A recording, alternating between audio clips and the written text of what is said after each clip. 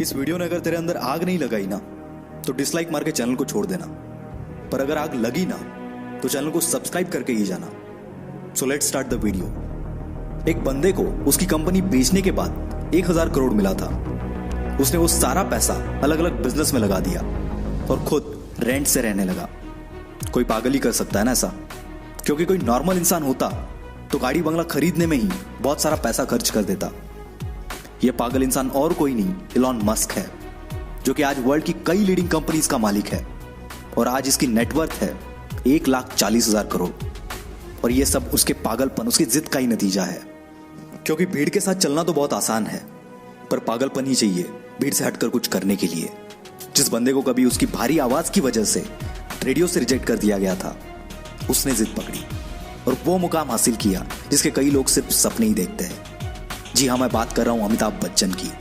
उनकी पहली superhit movie जंजीर आने से पहले उनकी 17 मूवीज फ्लॉप हो चुकी थी, फिर भी उन्होंने अपनी जिद नहीं छोड़ी और आखिरकार कामयाबी को भी उनके जिद के आगे झुकना पड़ा। विराट कोहली का भी एक ऐसा ही किस्सा है, जो कि क्रिकेट के लिए उसका पागलपन, उसकी जिद को बयां करता है। 2006 की बात है। विराट कर्नाटका में रणजी खेल रहा था और पहले दिन 40 रन बनाकर वो नॉट आउट रहा। शाम को उनके घर से खबर आई कि उसके पापा की डेथ हो गई है। सबने एक्सपेक्ट किया कि विराट तुरंत घर के लिए निकलेगा। कोच ने तो यहां तक डिसाइड कर लिया था कि उसकी जगह पर और कौन खेलेगा, पर दूसरे दिन विराट बल्ला लेके स्पीच पे खड़ा था और इस हालात में उसने सेंचुरी लगाई और अपनी टीम को जिताकर ही वो अंतिम संस्कार के लिए निकल गया। इसे पागलपन नहीं तो और क्या कहेंगे। लाखों में किसी एक के पास ही ऐसी जिद, ऐसा पागलपन होता है और वही कुछ हटके कर जाता है। दिन का 15-15 घंटा काम करने के लिए सिर्फ एनर्जी नहीं, बल्कि उस काम को करने के लिए वो जिद, वो पागलपन होना चाहिए।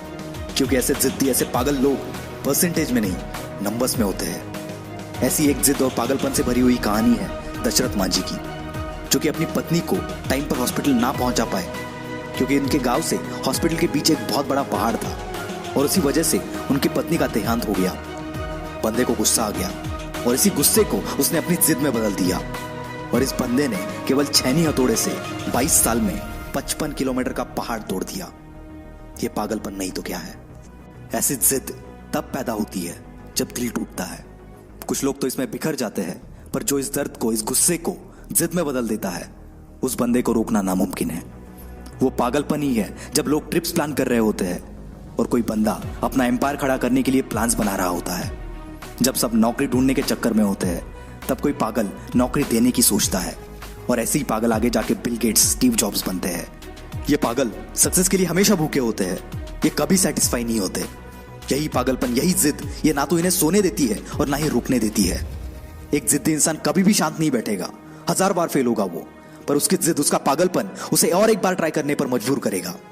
और ये तब तक मजबूर करेगा जब तक सफलता इसके सामने घुटने ना टेक दे।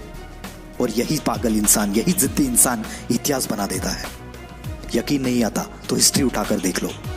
भला कौन बंदा 1000 बार फेल होने के बाद भी कोशिश करना नहीं छोड़ता? कोई पागल ही ना। और उसी कारण ये पागल जिद्दी इंसान दुनिया को रोशन कर देता है। जी हाँ, मैं बात कर रहा हूं थॉमस अल्वा एडिसन की। 65 साल का एक बंदा जिसे ऑलरेडी 1000 बार रिजेक्ट कर दिया गया था, फिर भी उसने अपनी जिद नहीं छोड़ी और KFC जैसी होटल्स की चेन खड़ी कर दी। जिस बंदे को अंग्रेजों ने उनके होटल में नहीं आने दिया, उस बंदे ने जिद पकड़ी और दुनिया का सबसे बड़ा होटल ताज बना दिया।